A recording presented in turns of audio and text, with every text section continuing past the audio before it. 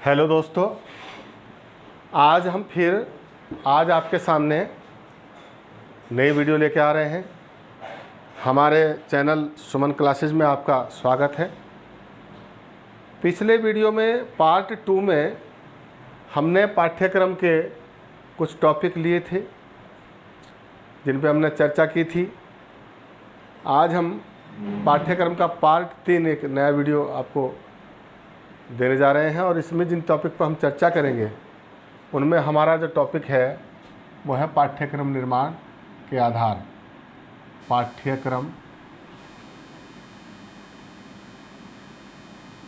निर्माण के आधार।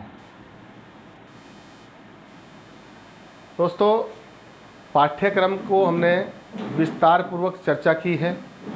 पिछले टॉपिक आपको समझ में आ गए होंगे और आज जो हम पाठ्यक्रम के बिंदुओं पर जिन बिंदुओं पर हम बात करना चाह रहे हैं इसमें आते हैं पाठ्यक्रम निर्माण के आधार। यानी आधार यानी बेसिस।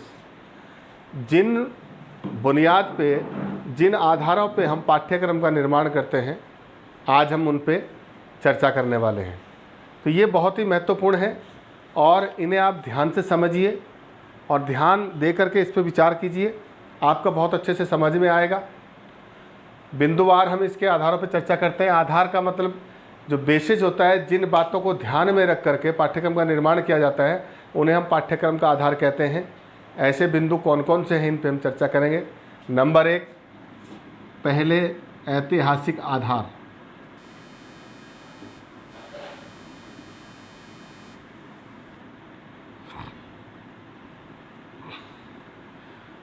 आपने देखा होगा कि जब भी हम किसी भी चैप्टर को, नए टॉपिक को या नए बिंदु को या नए प्रकरण को पढ़ते हैं या विषय वस्तु को पढ़ते हैं तो उस विषय वस्तु की पूरी जानकारी हमें उसमें प्राप्त होती है। वो कहाँ से आई, उसका इतिहास क्या है, किस तरह उसका विकास हुआ, इस प्रकार धीरे धीरे और उसके अतीत से लेकर हम उसे वर्तमान तक समझने में सफल होते हैं। ऐतिहासिक आधार का मतलब है किसी विषय वस्तु के अतीत से वर्तमान को समझना या उसके अतीत को जान करके वर्तमान को जानना। ये इसका मुख्य उद्देश्य है। जब हम ऐतिहासिक आधार की बात करते हैं तो पाठ्यक्रम निर्माण का यानी पाठ्यक्रम क्या है, इसका इतिहास क्या है, किस तरह से धीरे धीरे बढ़ा और इसमें क्या क्या वर्तमान में किया जा सकता है और जो वर्तमान स्वरूप है ये अतीत के किन कारणों की वजह से है, ये सारी बातों पर ध्यान दिया जाता है और अतीत को समझ करके वर्तमान को समझने का प्रयास किया जाता है। तो ये इसका ऐतिहासिक आधार है। यानी पाठ्यक्रम निर्माण में जितनी भी सामग्री डाली जाती है, पाठ्यक्रम के अंदर जो भी सिलेबस चयन किया जाता है, उसका इतिहास क्या है, ऐतिहासिक कारण क्या है, उसके इतिहास में उसकी प्रगति कैसे हुई और उसके कारण जो वर्तमान में स्वरूप है वो किस प्रकार है, ये सारे बिंदुओं को ध्यान में रख करके हम सामग्री का चयन करते हैं और तब पाठ्यक्रम का निर्माण किया जाता है। तो ये महत्वपूर्ण पहलू है कि अतीत को ध्यान में रख करके वर्तमान को समझने का प्रयास पाठ्यक्रम के माध्यम से किया जाता है और ये पाठ्यक्रम निर्माण का एक बहुत महत्वपूर्ण अंग है जिसके आधार पर हम पाठ्यक्रम का निर्माण करते हैं। दूसरा बिंदु हमारा है दार्शनिक आधार।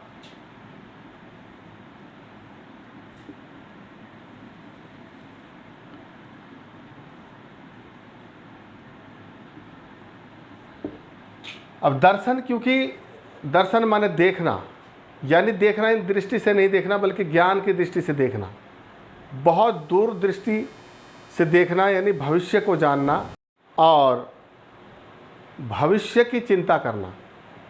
यानी दर्शन कहता है कि हमें किस प्रकार का भविष्य चाहिए, हम आने वाले समाज को किस रूप में देखना चाहते हैं, किस तरह के नागरिक तैयार करना चाहते हैं।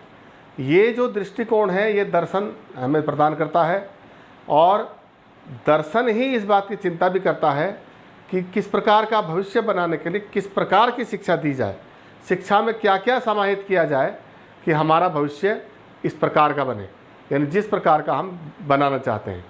माने हम आने वाले समय को आध्यात्मिक बनाना चाहते हैं और नागरिकों को आध्यात्मिक बनाना चाहते हैं तो उनके पाठ्यक्रम में ऐसी क्या क्या सामग्री डाली जाए जिससे बालकों का आध्यात्मिक विकास हो। हम बालकों को राजनीतिक बनाना चाहते हैं, पूरी तरह से राजनीतिक विकास करना चाहते हैं। पाठ्यक्रम में ऐसा क्या समाहित किया जाए कि जिससे उनका राजनीतिक विकास हो। तो हम दार्शनिक आधार की जब बात करते हैं तो इसमें दर्शन में हमारे पास कुछ पाश्चात्य दर्शनों की विचारधाराएं भी है, जैसे आदर्शवादी विचारधारा है, प्रयोजनवादी विचारधारा है, प्रकृतिवादी विचारधारा है और यथार्थवादी विचारधारा है। ये चारों दर्शन जो मुख्य हैं, ये कहते हैं दर्शन की विचारधारा, यानी इसमें जो आदर्शवादी विचारधारा है वो ये कहती है, आदर्शवाद कहता है कि बालकों के अंदर धार्मिक, नैतिक और चारित्रिक विकास किया जाना चाहिए। इस प्रकार से शिक्षा दी जाए और ऐसी शिक्षा देने के लिए जिसमें धार्मिक, चारित्रिक और नैतिक विकास हो, पाठ्यक्रम में उसी प्रकार की विषय वस्तु शामिल की जाए जिनसे बालकों में चारित्रिक, धार्मिक और नैतिक विकास हो, उनका आध्यात्मिक विकास हो। ये आदर्शवाद कहता है। इसके साथ ही प्रकृतिवादी जो विचारधारा है, उन्होंने कहा, प्रकृतिवादियों ने, कि बालकों को विज्ञान और प्रकृति का ज्ञान देना चाहिए, यानी उन्हें प्रकृति का ज्ञान भी दिया जाए और विज्ञान का ज्ञान भी दिया जाए, जिससे वो प्रकृति के सापेक्ष अपना विकास कर सकें और वैज्ञानिक विधियों को अपना करके अपना विकास कर सकें। ये प्रकृतिवादी विचारधारा है। जॉन डीवी जो प्रयोजनवादी हैं और जो प्रयोजनवाद की विचारधारा है, वो ये कहती है कि बालक को समाज के बीच में आत्मनिर्भर बनाया जाना चाहिए, यानी उसको इस लायक बनाया जाना चाहिए ताकि वो समाज में एडजस्ट हो जाए, अपने आप को स्थापित कर सके। तो ये प्रयोजनवाद कहता है। और इसके साथ इनकी जो सामाजिक क्षमता है बालकों की, उसको विकसित कर लिया जाए। जब तक सामाजिक क्षमता विकसित नहीं होगी बच्चों की, वो समाज में एडजस्टमेंट नहीं करेंगे प्रयोजनवाद के अनुसार। ये एक प्रयोजनवादी दर्शन कहता है। और एक जो दूसरा नया दर्शन है यथार्थवाद, वो कहता है कि बालकों को ऐसी शिक्षा दी जाए जिससे उनका व्यावसायिक विकास हो, वो आत्मनिर्भर बने और आत्मनिर्भर बनने के साथ साथ वो अपना भी विकास करें और राष्ट्र और देश का भी विकास करें। तो ये दर्शन की कुछ विचारधाराएं जिनको ध्यान में रख करके, यानी बालक का चारित्रिक विकास किया जाए, बालक का नैतिक विकास किया जाए, उसका वैज्ञानिक विकास किया जाए, विज्ञान और प्रकृति का ज्ञान उसको दिया जाए, उसको आत्मनिर्भर बनाया जाए, उसको सामाजिक क्षमताओं का विकास किया जाए। ये सारे दर्शन मिल करके पाठ्यक्रम में क्या ऐसा दिया जाए जिससे इनका ये विकास हो, जिसके बारे में मैंने चर्चा की। तो पाठ्यक्रम को जो है निर्माण करते समय दर्शन बहुत बड़ी भूमिका निभाता है कि हमें आने वाले समय में किस प्रकार के बालकों का निर्माण करना है, या आने वाले समय में हमें कैसा भारत बनाना है, या कैसे समाज की हम रचना चाहते हैं। उसी प्रकार का पाठ्यक्रम हम शिक्षा में समाहित करें, क्योंकि दर्शन हमें दिशा देता है, लेकिन जो शिक्षा है, शिक्षा दर्शन का गत्यात्मक रूप है। शिक्षा दर्शन के उद्देश्यों की प्राप्ति के लिए कार्य करती है। जो दर्शन के उद्देश्य तय किए जाते हैं, उनको प्राप्त करने के लिए शिक्षा की प्रक्रिया अपनाई जाती है और शिक्षा के माध्यम से उनको पूरा किया जाता है। तो दर्शन की बड़ी भूमिका होती है इसमें, और दर्शन हमारे पाठ्यक्रम निर्माण का एक बहुत महत्वपूर्ण स्तंभ है जिसको आधार मानकर पाठ्यक्रम का निर्माण किया जाता है। तीसरा बिंदु अगर हम बात करें, इसका अगला आधार मनोवैज्ञानिक आधार, मनोवैज्ञानिक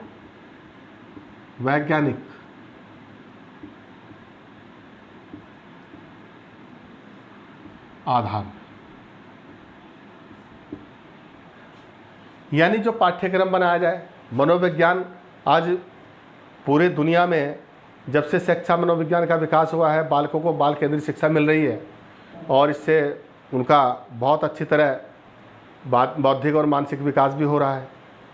मनोविज्ञान हमें ये बताता है कि किस आयु के बालक को कितनी सामग्री प्रेषित की जाए जो उसकी क्षमता, योग्यता और रुचि के अनुरूप हो। पाठ्यक्रम वही होना चाहिए जो बालक की आवश्यकता को पूरा करे, उसकी क्षमता के अनुरूप हो, उसकी ज़रूरतों के अनुरूप हो और उसकी योग्यता के अनुसार हो, और साथ साथ उसका जो मानसिक स्तर है, बौद्धिक स्तर है, उसके समानांतर हो। यानी अगर बालक का बौद्धिक स्तर निम्न स्तर का है तो पाठ्यक्रम का जो स्तर है वो उसके बौद्धिक स्तर के अनुसार होना चाहिए। और ये मनोविज्ञान के द्वारा हमें पता लगता है कि बच्चे का किस आयु में कितना बौद्धिक विकास होता है, कितना मानसिक विकास होता है, कितना सामाजिक विकास होता है, कितना शैक्षिक विकास होता है। इन बातों को ध्यान में रख करके जब हम पाठ्यक्रम का निर्माण करते हैं तो ये इसका पाठ्यक्रम निर्माण का मनोवैज्ञानिक आधार होता है। और इसके बगैर यदि हम पाठ्यक्रम का निर्माण करते हैं तो छात्रों की आवश्यकता, उनकी रुचियों को, उनकी आवश्यकताओं को ध्यान में रखकर नहीं बनाया जाएगा, जिससे पाठ्यक्रम असफल होगा और बच्चों का उचित विकास नहीं हो पाएगा।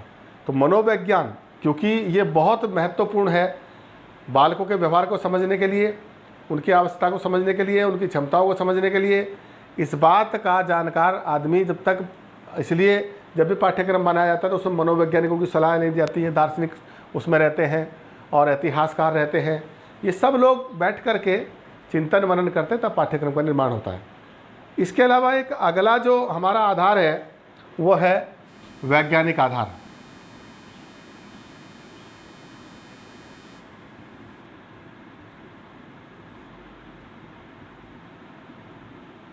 आज विज्ञान का युग है और जितना भी पाठ्यक्रम हमें मिल रहा है वो वैज्ञानिक ज्ञान पर आधारित है। वैज्ञानिक ज्ञान की अगर हम बात करें तो सबसे पहली इसकी जो पहचान है वह है क्रमबद्ध ज्ञान, यानी सिस्टमैटिकल नॉलेज। ये जो क्रमबद्ध ज्ञान है यानी सिस्टमैटिक, पहले क्या दिया जाए, फिर उसके बाद किया जाए, फिर उसके बाद क्या दिया जाए, इस प्रकार से विधिवत तरीके से क्रमबद्ध ज्ञान प्रदान करना वैज्ञानिक ज्ञान का काम है। और पाठ्यक्रम के अंदर भी ये क्रमबद्धता होनी चाहिए कि उसको क्रम से ही ज्ञान दिया जाए ताकि वो ज्ञान के क्रम को समझ सके और उचित लाभ उसका ले सके। पाठ्यक्रम में सीक्वेंस रहता है, पहले निम्न स्तर, फिर थोड़ा सा उच्च स्तर, फिर उससे और उच्च स्तर। इस तरह क्रम से जो है ज्ञान सरल से कठिन की ओर रहता है, तो वो समझने में भी आसान हो जाता है। तो ये वैज्ञानिक ज्ञान का वैज्ञानिक आधार है और पाठ्यक्रम निर्माण में ये महत्वपूर्ण भूमिका निभाता है। वैज्ञानिक ज्ञान को ध्यान में रख करके जब हम पाठ्यक्रम का निर्माण करते हैं तो वो अत्यंत लाभकारी होता है। यदि वैज्ञानिक ज्ञान को हम दरकिनार कर देंगे या इसका ध्यान नहीं रखेंगे तो अच्छा पाठ्यक्रम का निर्माण नहीं हो सकता। इसलिए इसमें वैज्ञानिक ज्ञान का आधार होना बहुत आवश्यक है। अगला हम करें बात तो सामाजिक आधार।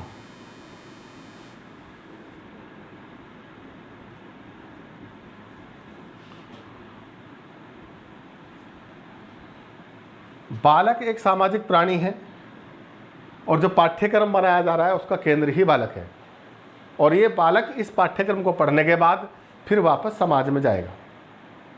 तो ये पाठ्यक्रम इस प्रकार का होना चाहिए कि जो इसको पढ़ने के बाद, इसके बाद जो इसका डेवलपमेंट हो, इसका जो विकास बालक का होगा, ये जा कर के समाज में समायोजित हो जाए, समाज के अनुरूप बने, समाज की ज़रूरतों को पूरा करे, समाज में अपना अच्छी तरह समायोजन कर सके, अपना विकास कर सके और अपने साथ साथ समाज का विकास कर सके।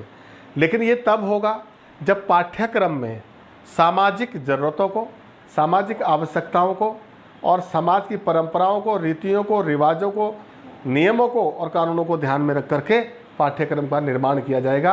तो जो बच्चा, जो बालक, जो विद्यार्थी इस पाठ्यक्रम का अध्ययन करेगा वो समाज में उसे समायोजन होने में मदद मिलेगी, क्योंकि वो पाठ्यक्रम के माध्यम से एक अच्छा सामाजिक नागरिक बन करके तैयार होगा। तो ये एक बहुत महत्वपूर्ण आधार है समाज का, जिसके सामाजिक आधार इसको कहते हैं पाठ्यक्रम निर्माण का। तो ये बहुत ज़रूरी है। इसके अलावा राजनीतिक एक और मान लीजिए, राजनीतिक आधार।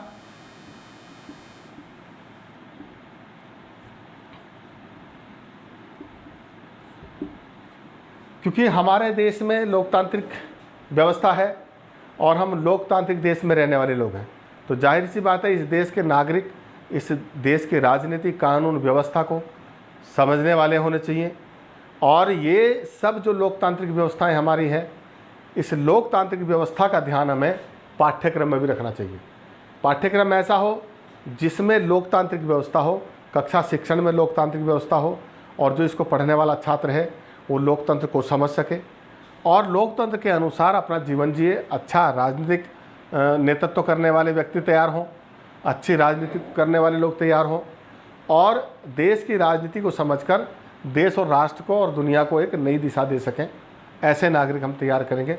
लेकिन ये तभी संभव है जब हमें पाठ्यक्रम निर्माण करते समय राजनीतिक आधारों को हम ध्यान में रखेंगे और इन बातों को विशेष रूप से पाठ्यक्रम में समाहित करके जब हम पाठ्यक्रम का निर्माण करेंगे तो निश्चित रूप से शिक्षा के उद्देश्यों की प्राप्ति होगी। तो ये तो दोस्तों थे हमारे पाठ्यक्रम निर्माण के आधार। आप इसका स्क्रीनशॉट लेना चाहें तो ले सकते हैं। अगले बिंदु पे हम दूसरे बिंदु पे बात करते हैं पाठ्यक्रम निर्माण के सिद्धांतों की। अब हम बात करते हैं इसके सिद्धांतों।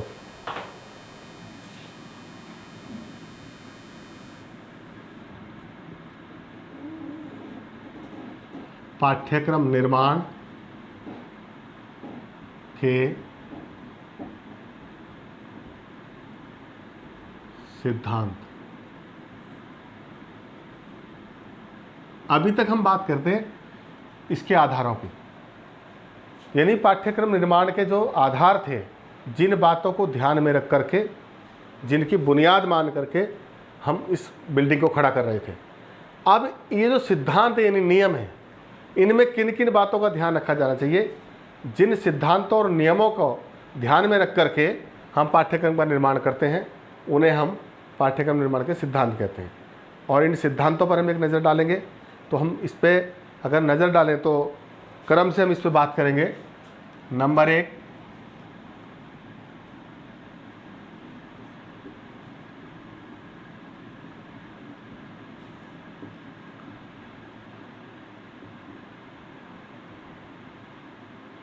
1, बाल केंद्रिता का सिद्धांत। यानी पाठ्यक्रम निर्माण करते समय हमारे केंद्र में, पाठ्यक्रम के जो केंद्र बिंदु है वो बालक होना चाहिए। हम पाठ्यक्रम किसके लिए बना रहे हैं? बालक के लिए। विकास किसका करना है? बालक का। पढ़ाई शिक्षा किसको देनी है? बालक को। समाज के लिए तैयार किसको करना है? बालक को। तो वो बालक जो है हमारा इस तरह से तैयार होना चाहिए कि वो अच्छा सामाजिक नागरिक बन सके, अच्छा देश का नागरिक बन सके और एक योग्य, आत्मनिर्भर और सुशिक्षित व्यक्ति बने और एक चारित्रिक और नैतिक विकास उसका हो। तो इस बात को ध्यान में रख करके, यानी बालक को केंद्र में रख करके जब हम पाठ्यक्रम का निर्माण करते हैं तो इस सिद्धांत को हम कहते हैं बाल केंद्रिता का सिद्धांत। यानी बालक को केंद्र में रखकर, बालक को मुख्य रूप में समझ करके, गौण नहीं बल्कि मुख्य रूप में इसको समझ करके हम पाठ्यक्रम का निर्माण करें तो ये बाल केंद्रिता का सिद्धांत हो जाएगा। दूसरा इसका जो बिंदु है पाठ्यक्रम का, जीवन से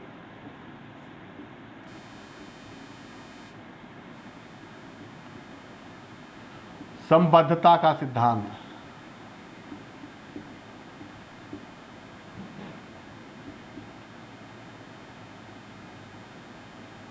जीवन से संबद्धता का क्या मतलब है?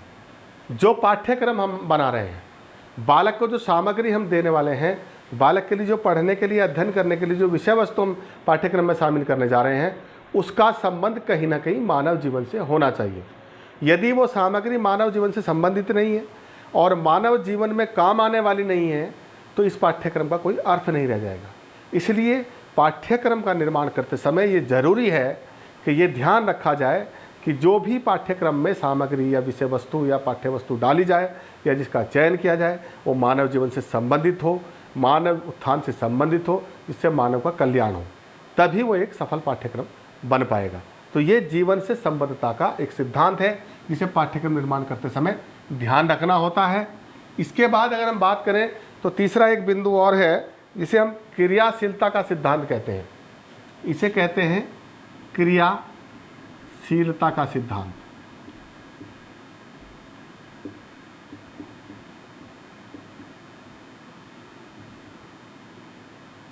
ये क्रियाशीलता क्या है? पाठ्यक्रम में यदि खाली हम थ्योरियाँ ही आपको पढ़ाने के लिए दे देंगे या खाली सिद्धांत ही आपको पढ़ाएंगे तो ये हो सकता है कि बालक बोर हो जाए या वो उसके लिए अरुचिकर हो, रुचिकर ना हो।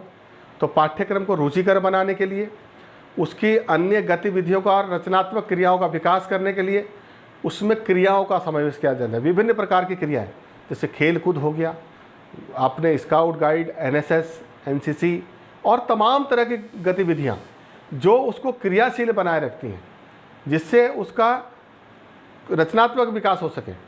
ऐसी गतिविधियों को ध्यान में रख करके, यानी क्रियाओं को ध्यान में रख करके जब पाठ्यक्रम का हम निर्माण करते हैं तो उसे पाठ्यक्रम निर्माण का क्रियाशीलता का सिद्धांत कहा जाता है। ये एक बहुत ज़रूरी है, इससे बालक का चारित्रिक और रचनात्मक विकास भी होता है। अगला बिंदु की अगर हम बात करें तो इसमें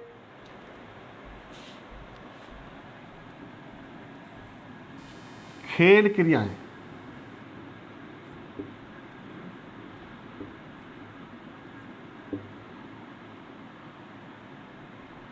खेल क्रियाएं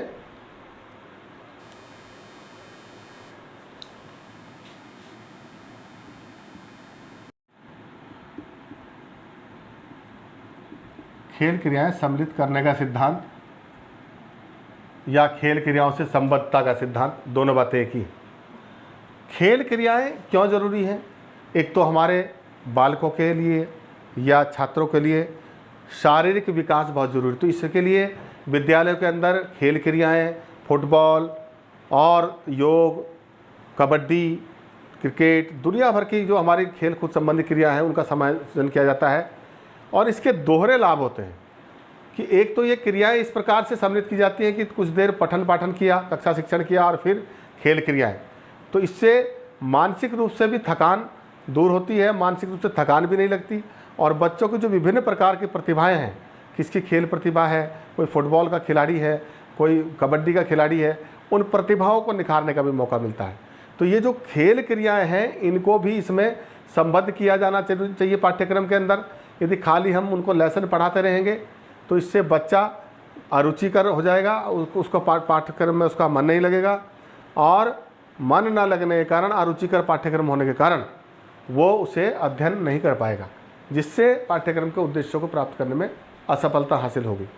तो ये खेल क्रियाओं के संबद्धता का सिद्धांत है, जिसमें पाठ्यक्रम से खेल क्रियाओं को संबंधित किया जाना चाहिए, ये बहुत ज़रूरी है।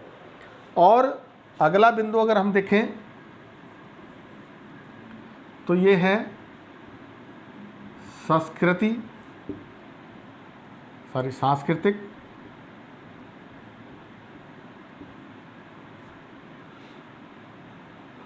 कार्यक्रम, सभ्यता आदि ज्ञान का सिद्धांत।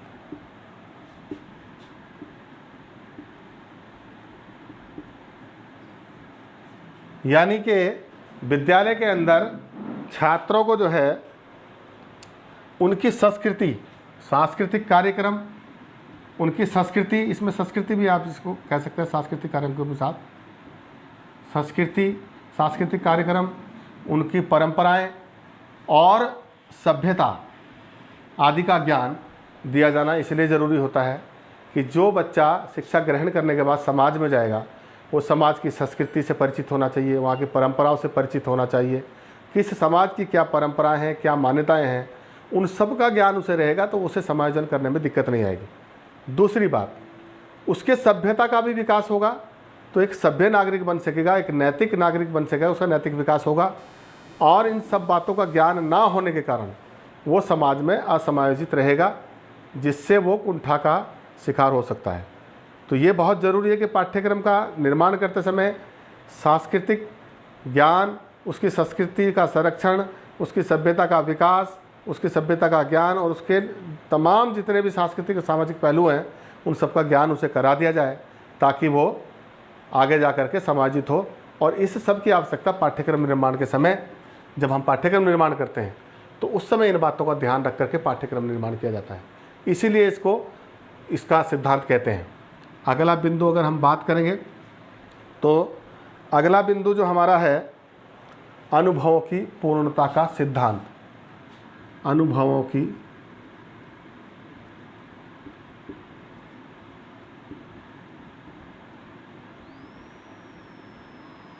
पूर्णता का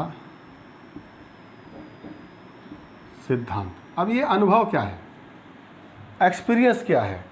तो हमारे साथ दो पक्ष होते हैं ज्ञान के, एक व्यावहारिक पक्ष और एक सैद्धांतिक पक्ष।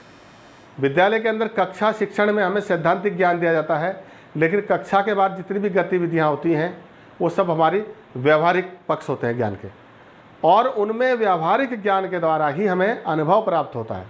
माने हम कबड्डी के बारे में उसके नियम पढ़ करके आए हैं क्लास में, वो हमारा सैद्धांतिक ज्ञान है।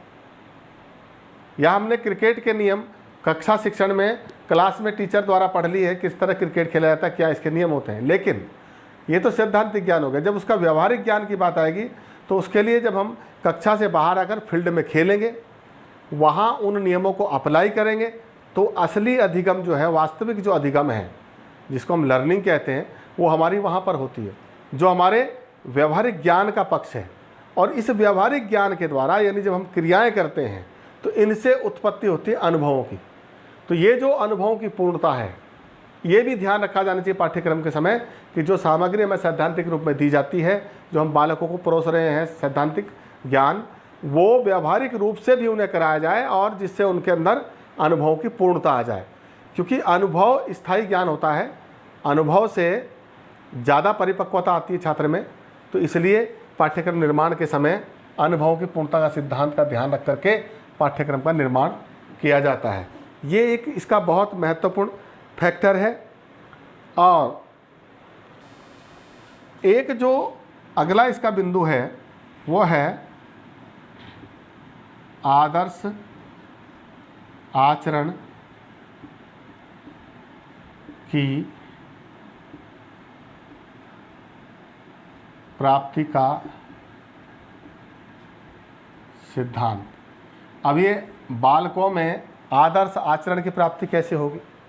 हमारे जो विद्यार्थी हैं वो आदर्श विद्यार्थी कैसे बनेंगे?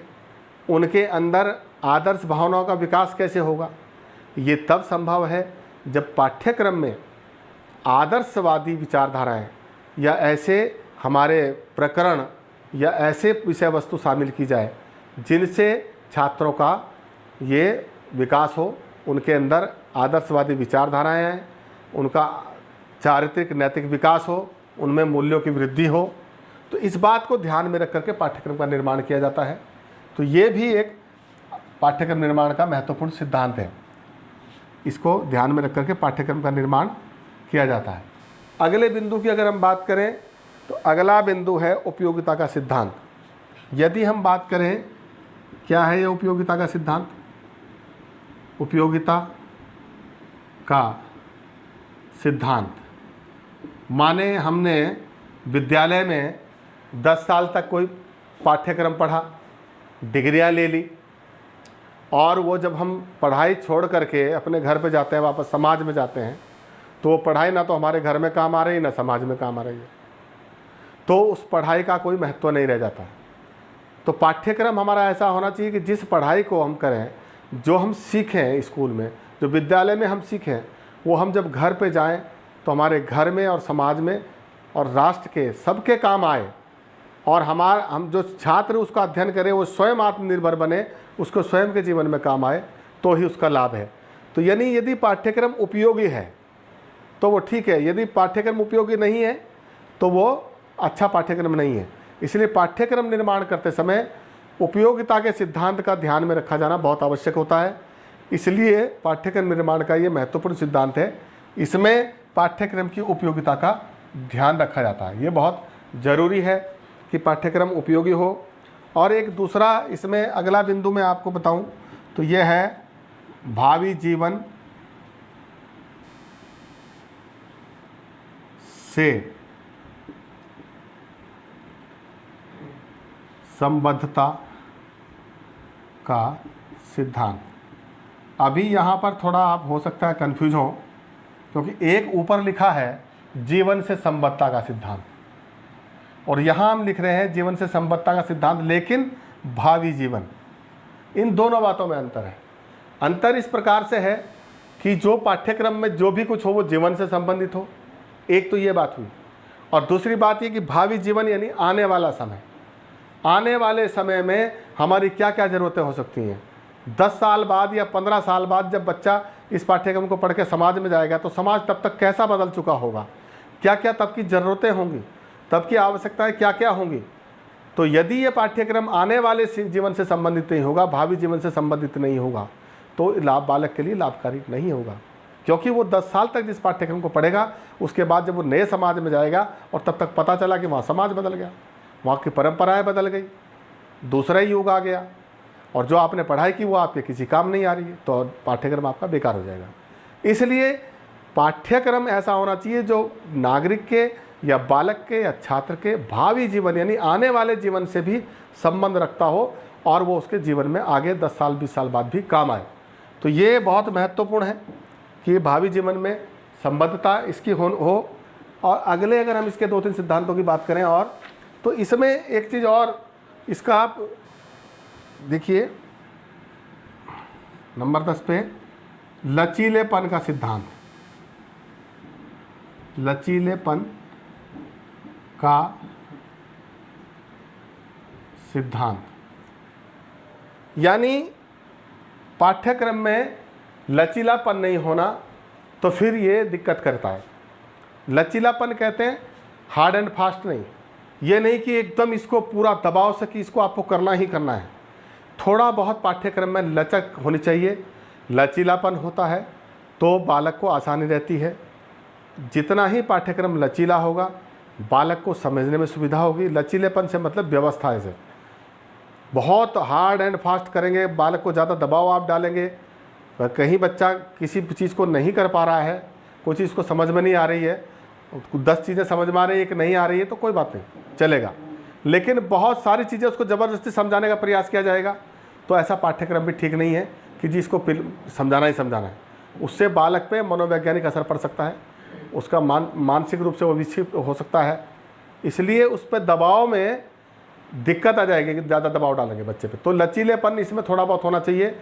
यह नहीं कि आपको बिल्कुल 10 बजे आना तो आना है, ठीक है, ये अनुशासन के लिए ठीक है, लेकिन आपको 10 घंटे इसमें डेली पढ़ना ही पढ़ना है। यदि आपकी कैपेसिटी नहीं है, किसी बालक की कैपेसिटी नहीं है, तो उसको थोड़ा सा वहाँ पर लचीलापन उसमें किया जा सकता है, जिससे बालक की, क्योंकि अलग अलग बालक अलग अलग क्षमता के होते हैं, अलग अलग बुद्धि के होते हैं, अलग अलग उनकी योग्यताएँ हैं, अलग अलग उनकी रुचियाँ हैं। तो सभी पाठ्यक्रम, एक ही पाठ्यक्रम सब बालकों पे एक साथ फिट नहीं बैठ सकता। तो इसमें थोड़ा बहुत लचीलापन रहना चाहिए जिससे सभी बालक इसके साथ तालमेल कर सकें। तो ये लचीलेपन का सिद्धांत है। अगर इसमें अगले बिंदु की हम बात करें तो 2-3 बिंदु और हैं। अब ये थोड़ी इसकी जगह खाली हो गई है, चलिए थोड़ा नीचे लिखने का प्रयास करते हैं, एक बिंदु फिर मिटाते हैं इसको। एक इसमें जो है अवकाश के उपयोग का सिद्धांत। अवकाश के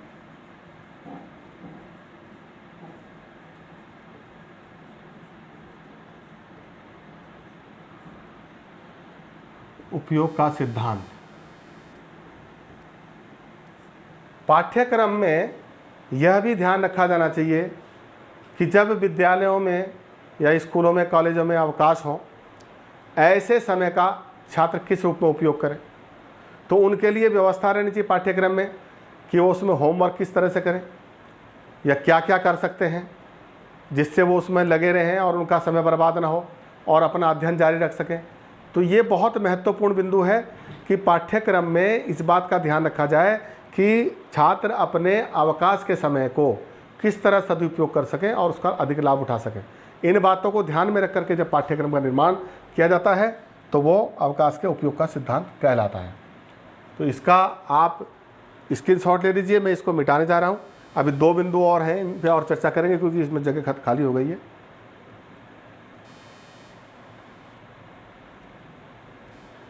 एक दो बिंदु इसके और रह गए थे। यदि हम बात करें 12 यानी सामूहिक जीवन से संबद्धता का सिद्धांत। पाठ्यक्रम ऐसा होना चाहिए कि जो सामूहिक जीवन में जाकर के बालक को समायोजन करने में दिक्कत ना हो। 2 बातों पे हम पहले चर्चा कर चुके हैं कि एक तो जीवन से संबंधित होना चाहिए, एक भावी जीवन से संबंधित होना चाहिए। ये तो बालक के व्यक्तिगत जीवन की बात हुई कि वो जीवन से संबंधित होगा और उसके आने वाले जीवन से संबंधित हो। लेकिन एक तीसरी जो बात है वो ये है सामूहिक जीवन यानी सामाजिक जीवन से संबद्धता का सिद्धांत। पाठ्यक्रम में वो सब बातें समाहित रहनी चाहिए जो एक सामाजिक प्राणी को एक दूसरे से जोड़े रहती हैं। यानी हमारी सामाजिक परंपराएं, सामाजिक संस्कृति, हमारे खान पान, हमारे पहनावे और एक दूसरे के प्रति जो हमारे भाव हैं, यानी हमारा भावनात्मक विकास यानी सामाजिक विकास पाठ्यक्रम के द्वारा हो जाना चाहिए ताकि हमारा जो पाठ्यक्रम है वो सामूहिक जीवन से संबंधित रहे। इस बात को ध्यान में रख करके जब पाठ्यक्रम का निर्माण किया जाता है तो उसे सामूहिक जीवन से संबद्धता का सिद्धांत कहते हैं। और अगले बिंदु पे हम इसके चर्चा करते हैं। अगला जो है जनतंत्रीय भावनाओं के विकास का सिद्धांत। जनतंत्रीय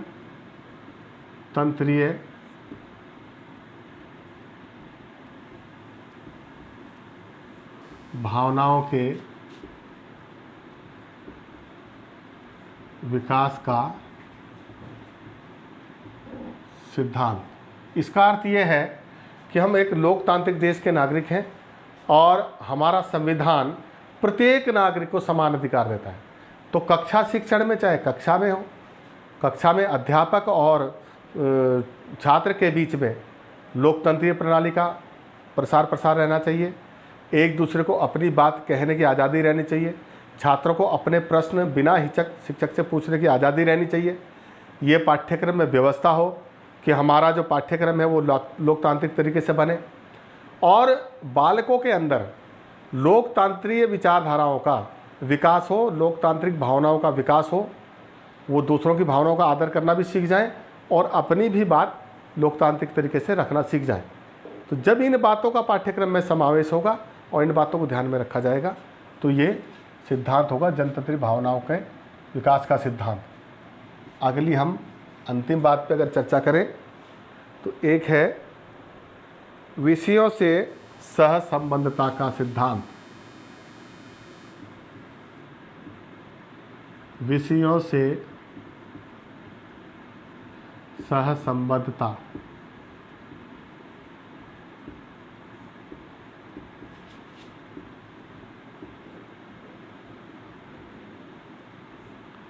तो ये आपने देखा, ये अंतिम सिद्धांत इसका है।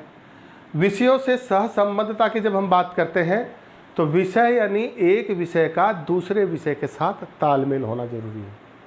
माने जब हम इतिहास पढ़ रहे हों तो वो कहाँ का इतिहास है, उसका भूगोल क्या है, तो इतिहास का संबंध भूगोल से हो और भूगोल पढ़ाते समय कहाँ कहाँ क्या क्या घटनाएं घटी तो वो इतिहास उसमें समाहित रहे। तो यानी एक विषय का दूसरे विषय से जब तालमेल रहेगा तो एक विषय को पढ़ने के साथ साथ हमें दूसरे विषय का भी ज्ञान उससे मिलता चला जाएगा। और इनमें आपस में यदि तालमेल नहीं होगा तो हमारे ज्ञान में जो परिपक्वता आनी चाहिए वो नहीं आ पाएगी। ये बहुत ज़रूरी है कि विषयों का आपसी सहसंबद्धता रहे और उनमें तालमेल रहे। इसलिए इसे पाठ्यक्रम का जब निर्माण किया जाता है तो इस सिद्धांत को ध्यान में रख करके किया जाता है। तो दोस्तों ये तो थे हमारे पाठ्यक्रम निर्माण के सिद्धांत। आपने इनके बारे में जाना, अच्छी तरह से समझ लिया होगा ऐसा मैं विश्वास भी करता हूँ और उम्मीद करता हूँ कि आपको ये वीडियो पसंद आएगा। तो आपको ये वीडियो पसंद आए तो प्लीज़ लाइक कीजिए, शेयर कीजिए, सब्सक्राइब कीजिए और कमेंट बॉक्स में अपने सुझाव भी लिखिए। हम आपके सुझाव का इंतज़ार करेंगे। धन्यवाद।